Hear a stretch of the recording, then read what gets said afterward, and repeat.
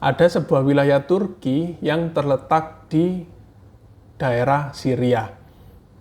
Dan ini bukan hanya sekedar wilayah, tapi ini adalah makam dari Sulaiman Syah, yakni kakek dari Osman I yang merupakan pendiri dari Kerajaan Ottoman. Kakek dari Osman I ini dipercaya meninggal karena tenggelam di Sungai Efrat, hingga akhirnya dimakamkan di sekitar sungai tersebut.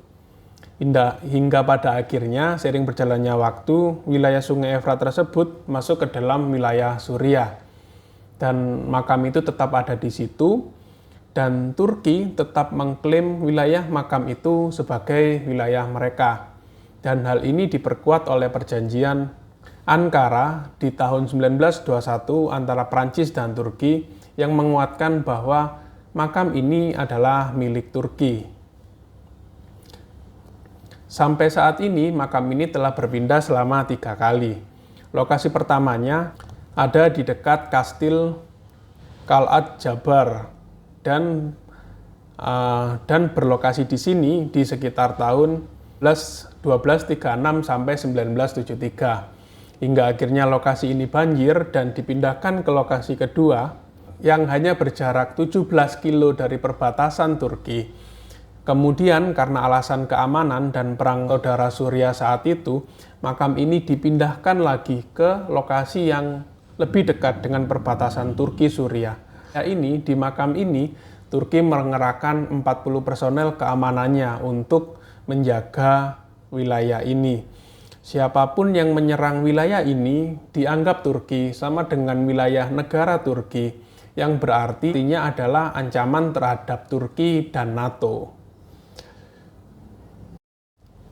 Yang ke-9 ada Point Robert di Amerika Utara.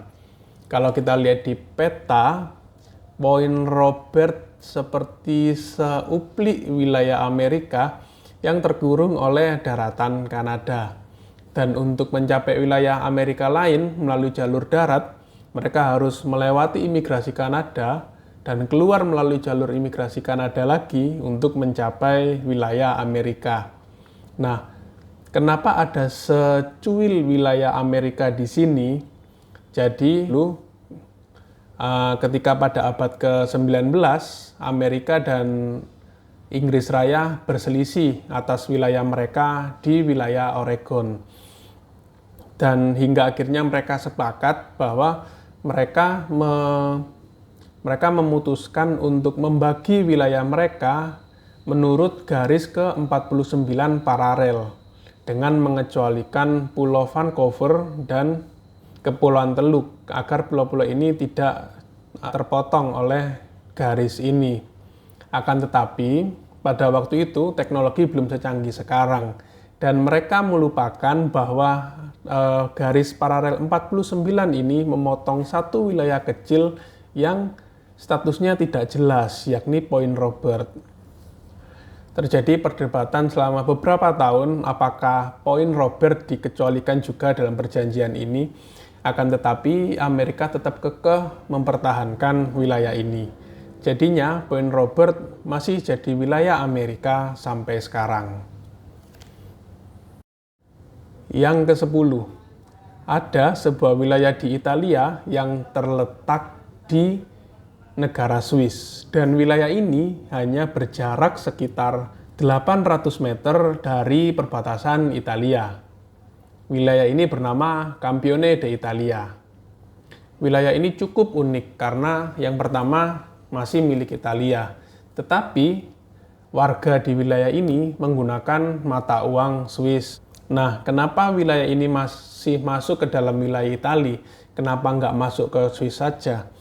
Jadi sejarahnya, di tahun 750 Masehi, Lombardy Kingdom yang saat itu menguasai hampir seluruh wilayah Italia runtuh, dan wilayah mereka dihibahkan kepada Keuskupan Milan. Dan otomatis karena dihibahkan ke Keuskupan Milan, wilayah itu menjadi papal state atau negara gereja. Zaman dulu masih ada negara gereja, jadi negara yang dipimpin oleh paus. Dan ketika tahun 1500-an, papal state diserang. hingga akhirnya Swiss membantu Paus untuk menumpas musuh-musuh mereka dan Swiss berhasil melaksanakan tugasnya.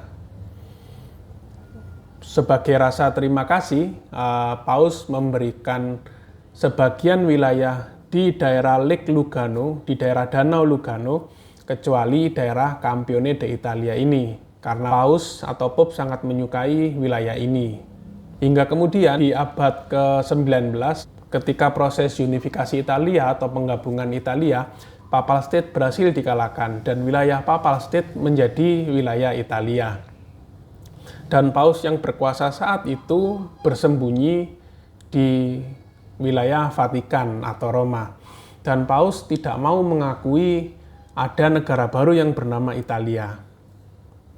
Hingga akhirnya salah satu tokoh Italia saat itu, Benito Mussolini, mengadakan negosiasi dengan Paus.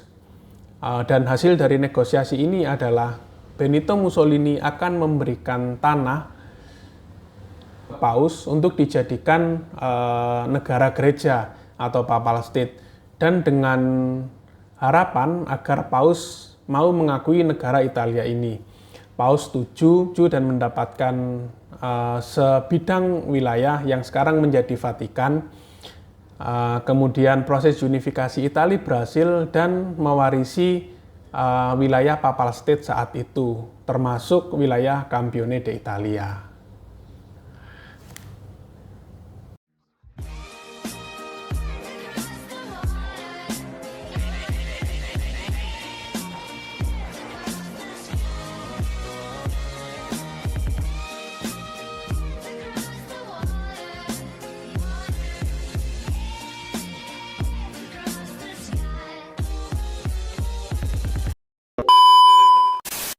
Itu daftar negara yang punya daerah exclave atau daerah kantong di luar negara mereka. Sebenarnya di luar 10 tempat tadi ada banyak beberapa negara yang punya daerah exclave seperti Belanda, Belgia, atau Inggris yang punya banyak wilayah di luar